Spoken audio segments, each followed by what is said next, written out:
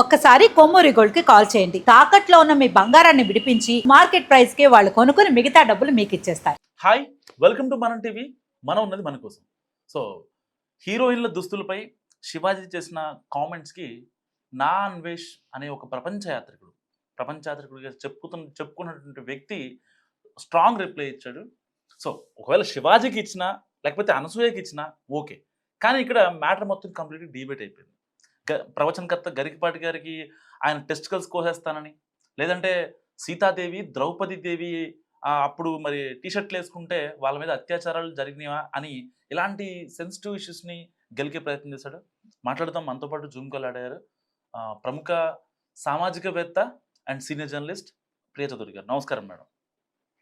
నమస్తే మేడం, అసలు ఎలా చూడొచ్చు అంటారు? అంటే తాగి మాట్లాడా లేకపోతే మతి ఉండే మాట్లాడా నాన్ వెజ్? ఏమండి, నేను ఒక విషయం అడుగుతాను. తాగి మాట్లాడా మాట్లాడుతున్నారు. తాగిన తర్వాత వాడు భోజనమే చేస్తాడా, ఇంకేమన్నా చేస్తాడా? భోజనమే చేస్తాడా, వేరే పదార్థం ఏమన్నా తింటాడా అండి? బాత్రూంలోకి వెళ్ళి అన్నమే తింటాడుగా. మరి అక్కడ ఉన్న జ్ఞానము తాగి మాట్లాడితే ఇలాంటివి మాట్లాడతారా? ఇలాంటివన్నీ ఏంటంటే ఒళ్ళు ధైర్యం. అదే అదే అదే అంటున్నానండి. ఇవి మాట్లాడద్దు అసలు. తాగి మాట్లాడా, తాగకుండా మాట్లాడినా ఒక మనిషిలాగా మాట్లాడా లేదా, అది మాట్లాడదాం.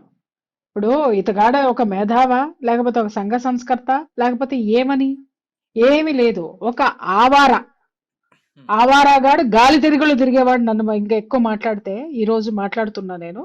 ఒక గాలి తిరుగులు తిరిగేవాడు మాట్లాడినటువంటి గాలి మాటలు.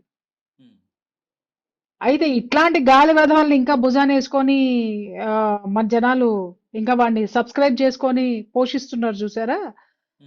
అందుకు ఏమనాలో, ఇలాంటి వాళ్ళని ఏమనాలనేది అర్థం కాదు. అంటే ఈ దేశాన్ని ఇంకెంత ఎడ్యుకేట్ చేయాల్సినటువంటి అవసరం ఉంది.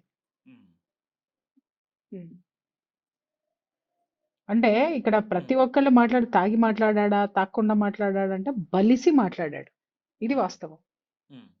ఒళ్ళు కొవ్వెక్కి మాట్లాడాడు, ఇది వాస్తవం. కన్ను మిన్ను కాన రాకుండా కామాంధుడులాగా మాట్లాడాడు, ఇది వాస్తవం. కామాంధుడులాగా ఎందుకు మాట్లాడానంటే, నాకు మార్నింగ్ నుంచి కొంతమంది కొన్ని ఫోన్ కాల్స్, వాడు మాట్లాడిన ఫోన్ కాల్స్ పంపించినారు. అలాగే వాడు అమ్మాయిలతోటి ఉండి ఆ పిక్స్ ఏవైతే థంబ్నెయిల్స్ పెట్టినవన్నీ పెట్టాడు. వాడు ఎక్కడ చూసినా ఆడపిల్లల్ని చాలా దాన్ని ఏమంటారు అనంటే, ఒక అబ్యూజింగ్ వెర్షన్ లోనే వాడు థంబ్నెయిల్స్ పెట్టినా, లేకపోతే వాడు అమ్మాయిల్ని చూపించినా కూడా అలాగే చూపించి వాడు సొమ్ము చేసుకున్నటువంటి ఒక మగ వ్యభిచారి వాడు. వాడి గురించి మనం మాట్లాడేది ఏంటండి? నేను నిజం చెప్తున్నా, అసలు ఈ టాపిక్ అసలు నాకు మాట్లాడదలుచుకోలేదు, నేను మాట్లాడలేదు. కానీ చాలా మంది నన్ను రిక్వెస్ట్ చేశారు, మేడం దయచేసి మాట్లాడండి అని. అంటే నేను ముందుకు వచ్చా. మాకు లేదు, మాకు మాట్లాడడం శాఖ దాటిపోయింది మనోజ్. వాడు కనపడితే మాత్రము తొక్కి నారదీయడం ఒకటే మిగిలింది, ఇంకా మాటలు లేవు, మాట్లాడుకోవటాలు లేవు. ఇక ఎట్లా ఉందంటే, ఒక 1 వీక్ నుంచి నేను చూస్తున్నాను కదా. అరే, ఒక విషయం ఎక్కడ మొదలైంది, ఎక్కడ డిస్కషన్స్కి వెళ్ళిందండి? ఒక మంచి చర్చ. ఎక్కడ చర్చ? ఆడవాళ్ళు దుస్తులు వేసుకొని వస్తున్నారు, మగవాళ్ళు ప్రవర్తిస్తున్నారు. అరే, మగవాళ్ళని ఎలా సంస్కారంలో పెట్టాలి, అసలు ఇలాంటి వాళ్ళని ఎలా కంట్రోల్ చేయాలి, అది ఒక టాపిక్ అయితే, మేమేమన్నా చేస్తాం, మా దేశ సంస్కృతి మాకు అవసరం లేదు, మా ఇష్టము మా ఒళ్ళు అని బరి తెగించి మాట్లాడేటటువంటి జాతి ఒకవైపు. అరే, వీళ్ళు ఇద్దరినీ కలిపి ఎలా సంస్కరించాలి, అరే వీళ్ళిద్దరిని ఎలా గైడ్ చేయాలి అనేటటువంటిది అందరం మర్చిపోయి ఏం మాట్లాడుతున్నాం? అటు పోతే శివాజీని వాదిస్తారా, ఇటు పోతే వీళ్ళని వాదిస్తారా, ఏంటేంటో ఎక్కడికెక్కడికో. మేడం, ఇక్కడ ఒక చిన్న ప్రశ్న అది ఏంటంటే, శివాజీ 10th ఫెయిల్ అయ్యాడు, ఇంటర్ ఫెయిల్ అయ్యాడు అని చెప్పి పిచ్చి పిచ్చిగా మాట్లాడుతున్నాడు. మరి ఒకవేళ నిజంగా నాన్ వెజ్ అంత పిహెచ్డీలు పట్టాలు తీసుకొని ఉంటే, దేవాలయాల మీద ఉండే బొమ్మలు కావచ్చు, వాటిలో కామంగా అనిపిస్తుందనే మాటలు కావచ్చు, లేకపోతే గరికపాటి గారిని ఉద్దేశించి ఆ మాటలు కావచ్చు, ఈ దేవతలను ఉద్దేశించి ఇలాంటి మాటలు మాట్లాడేవాడా నిజంగా చదువుకుని ఉంటే? ఇప్పుడు శివాజీ గారు ఎడ్యుకేషనల్ క్వాలిఫికేషన్ అడిగినవి ఈ వెధవ, వీడు ఎడ్యుకేషన్ క్వాలిఫికేషన్ ఏముందండి నాకు అర్థం కాక అడుగుతాను. ఉన్న ఎడ్యుకేషన్ క్వాలిఫికేషన్స్, వీడు ఆయన 10th క్లాస్ ఫెయిల్ అయితే ఈయన సర్టిఫికెట్లు కొనుక్కొచ్చుకున్నాడా? చెప్పండి. ఆయన 10th క్లాస్ ఫెయిల్ అయినటువంటి వ్యక్తి అలా మాట్లాడాడు. అంత ఇదిగా మాట్లాడాడు. అలాంటి అబ్యూజ్డ్ లాంగ్వేజ్ వాడాడు అనేది వీడు మాట్లాడుతున్నాడు. మరి వీడు వాడిన లాంగ్వేజ్ ఏంటండి? ఉమ్, వీడి ఎడ్యుకేషన్ క్వాలిఫికేషన్ ఏంటండి? ఉమ్, నిజంగానే వీడు క్వాలిఫై వీళ్ళందరూ ఏంటి అనంటే వీళ్ళందరూ లిటరసీలండి. అంటే చదువుకున్నాళ్ళు తప్ప జ్ఞానం లేదు వీళ్ళకి. Um, they are not educated. Education కి లిటరసీకి చాలా తేడా ఉంది. ఉమ్, దాన్ని తెలుసుకుంటే ఈ వెధవలో వీడు ఇట్ట దేశాలు పట్టుకుని పోడు. దేశంలోనే ఉండి దేశానికి ఉపయోగపడే ఏదన్నా పని ఏదన్నా చేస్తాడు వాడు. ఉమ్, వాడిది ఒక అడుగు తినే బతుకు. ఉమ్, ఆ బ్రతుకులో ఏంటంటే ఎప్పటికప్పుడు ఏంటనంటే వాడు చొక్కాలు మార్చినట్టుగా ఆడపిల్లల్ని మారుస్తూ ఉంటాడు. అలాగే శివాజీ గారు మాట్లాడిన దాన్ని బట్టి వాడికి తగిలింది. అసలు నాకు అర్థం కాకడితే శివాజీ గారు మాట్లాడింది ఒక విషయం అయితే ఉమ్. ఇంతమంది ఎందుకు స్పందిస్తున్నారు? ఎవరు? Exactly. సంబంధం ఏమన్నా ఉందా? సంబంధం ఏమన్నా ఉందా? ఆయన సంబంధం అనే వ్యక్తి వేదికల కావాలంటే మీదకి దీన్ని పెద్ద అదే పిక్చర్ అదే చేస్తారు. వేదికల మీదకి వచ్చేటప్పుడు పద్ధతిగా రండమ్మా అన్నాడు. ఆయన మాట్లాడినటువంటి 2 అన్పార్లమెంటరీ వర్డ్స్ అది ఎవ్వరము కూడా సమర్థించము, అవును. ఎవరము యాక్సెప్ట్ చెయ్యము. దానికి ఆయన ఖచ్చితంగా క్షమాపణ ఆయన చెప్పాడు, మహిళా కమిషన్ ముందు ఎస్ ఆయన క్షమాపణ చెప్పాడు అని తెలిసిన తరువాతే నేను డిస్కషన్స్ కి రావడం మొదలు పెట్టానండి. అంటిల్ అన్లెస్ నేను అసలు ఒక్క మాట కూడా మాట్లాడలే.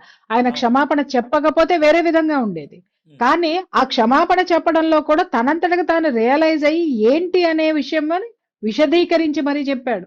ఏంటి అనంటే అసలు ఎలా వచ్చింది ఆ భావము, అతని బాడీ లాంగ్వేజ్ అర్థమవుతుంది. పశ్చాత్తాపంతో చెప్పాడు, ఉమ్, రిగ్రెట్ అయ్యాడు అనేటటువంటిది అన్న తర్వాత ఏమంటే అసలు ఏ మనిషిని మనం క్షమించమా, క్షమించకూడదని ఒట్టు పెట్టుకున్నామా? ఉమ్, లేకపోతే క్షమించేస్తే మనకు టాపిక్లు ఉండవనుకుంటున్నామా?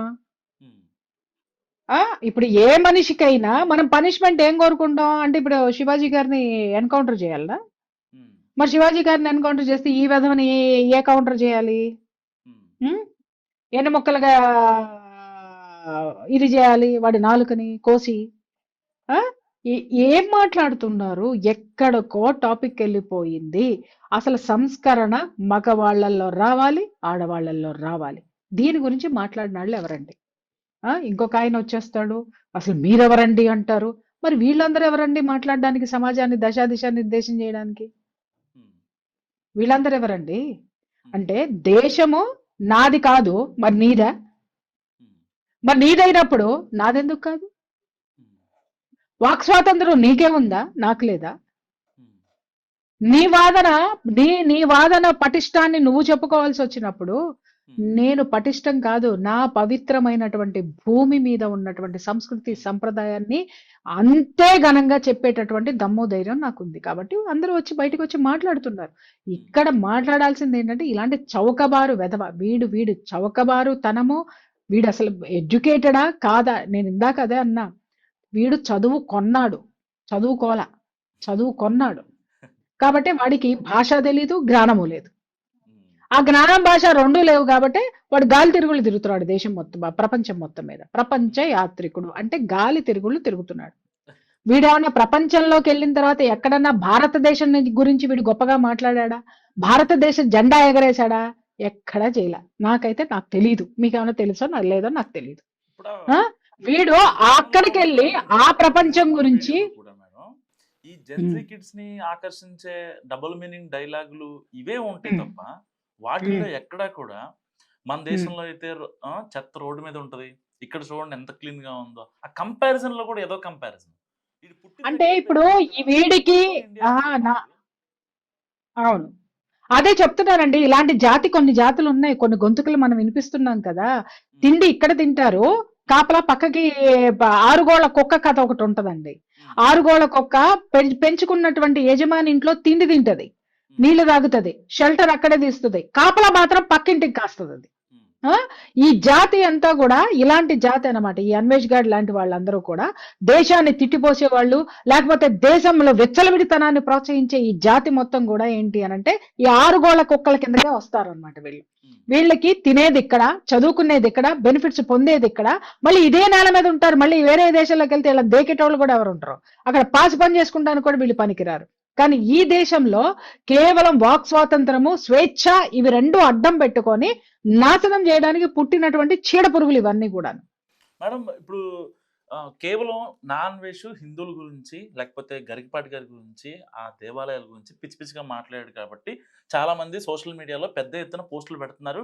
అసలు నాన్ వెజ్ని ఛానల్ని కానీ ప్రపంచ యాత్రికుడు అనే ఛానల్ కానీ సబ్స్క్రైబ్ చేసుకున్న వాళ్ళు వెంటనే అన్సబ్స్క్రైబ్ చేసుకోండి, వాడిని అన్ఫాలో కొట్టేయండి అని చెప్పి చాలా మంది మాట్లాడుతున్నారు. దాదాపుగా 2 లక్షల మంది ఫాలోవర్స్ అన్ఫాలో అయ్యారు, బాగానే ఉంది.